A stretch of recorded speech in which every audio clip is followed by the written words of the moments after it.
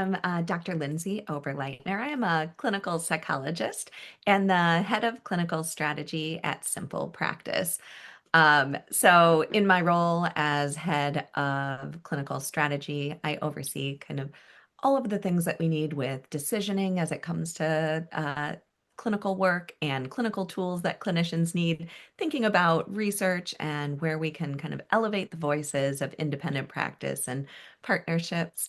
And Simple Practice itself is a practice management solution that serves over 250,000 behavioral health providers across the United States that are in independent practice using our platform. When I think about the reasons, what the impetus for this report was, is that we know that there is a lot of representation and discussion about mental health in the United States. However, it doesn't often reflect those in independent practice. So we wanted to do this report to really elevate the voices of those who are in independent practices, solos, small groups throughout the US, and think about what their needs are. Think about the massive impact and show some of that massive impact on our communities that independent mental health providers do have.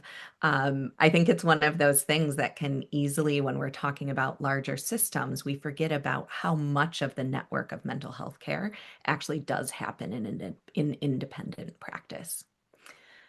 Also, in thinking about some of the key findings, just to highlight some things that I found particularly striking or interesting as we worked on this report. A couple things. This report included both a survey with clinicians, and we had over 2,200 clinicians respond and share their experiences, share some of their thoughts about the field and where the field's going and their struggles, and their triumphs. And we also had aggregated data that we looked at just on average and where clinicians sit in this very large scale. So with all of that in mind, a few things that really struck me as we were looking at the data was first and foremost, the percentage of clinicians who said that they intend to stay in private practice and are very satisfied. So 88% on both of those answers said that I'm really satisfied being in an independent practice. And 88% also said, I intend to stay in private practice over this next year, and also slightly smaller, but most even over the course of the next 5 years, which says to me this is a highly desirable setting in which to work, despite all of the stressors that do come along sometimes with limited resources, struggles with insurance, thinking about, the fact that there are other barriers you face in independent practice, like there's no sick leave or vacation leave. You have to plan for those things yourself. And despite all of that, it's a group who are highly satisfied to be working this way. So that's one that really stood out to me. Another piece that really stood out to me as we worked on this report is that most clinicians reported they had zero or like none business training when they were working to develop their practice. And this is not an easy thing to do, speaking from someone who's been there and done this setup. And I remember long before I started here at Simple Practice, the struggle of thinking, what are those things I need to set up? How do I think about making this profitable? It just isn't our training.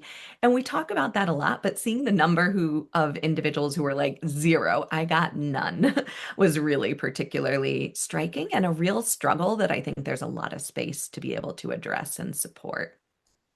I think one other piece that really stands out to me with the report was that private practice is really everywhere. A lot of times when we're talking about the communities who are most in need, we're always thinking about the systems that can answer, and those systems are real and necessary and a core part of that response.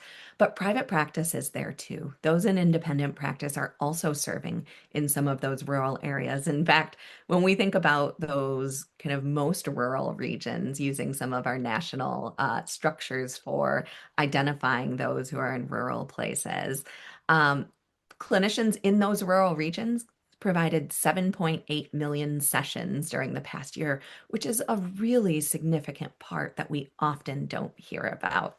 And the final piece that I would highlight as a striking detail is just We talk a lot about a mental health clinician shortage, and that is a very real thing. However, I also think what we don't pay enough attention to sometimes is the clinician patient mismatch in access, in that many clinicians, in both what we can see in aggregated data of those who say they're available or have available appointments, those clinicians who said they were still growing in survey, shows us that most have availability.